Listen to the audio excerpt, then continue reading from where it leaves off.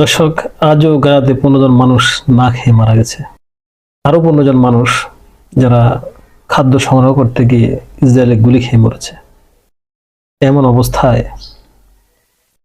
মুসলিম বিশ্বের অন্য দেশগুলি, সৌদি আরব, কাতার, কুয়েত সহ, আপনারা চিন্তা করুন, প্রতি বেলায় তারা কতগুলি খাবার তারা ফেলে দিচ্ছে।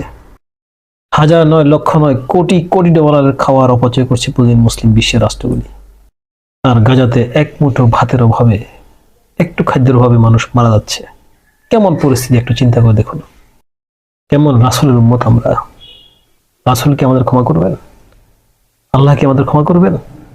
যে খাবারগুলি আমরা ফেলে দিচ্ছি, অপচয় করছি, সেগুলি পেলে হয়তো আজকের গাজার শিশুরা, গাজার মায়েরা, গাজার সেই যোদ্ধারা, আমাদের মুসলিম ভাইয়েরা তো ক্ষুধার জ্বালায় মরতো না। দর্শক, আমরা যারা খাচ্ছি, ঘুমাচ্ছি, প্রতিটা মুহূর্তে আমাদের চিন্তা করা উচিত, আমাদের সেই গাজার ভাইরা খেতে পারছে তো? এই যুগে এসেও এমন বর্বর মৃত্যু আমাদের দেখতে হবে, খাদ্যের অভাবে মানুষ মারা যাচ্ছে, এটা আমাদেরকে শুনতে হবে। কি কল্পনা করেন আপনারা? কিভাবে নিব আমরা? কিভাবে নিবেন আপনারা? এটাই কি তাহলে সেই যুদ্ধ, যে যুদ্ধের কথা রাসূল সাল্লাল্লাহু আলাইহি ওয়াসাল্লাম আরো 1400 বছর আগে বলে গিয়েছিলেন?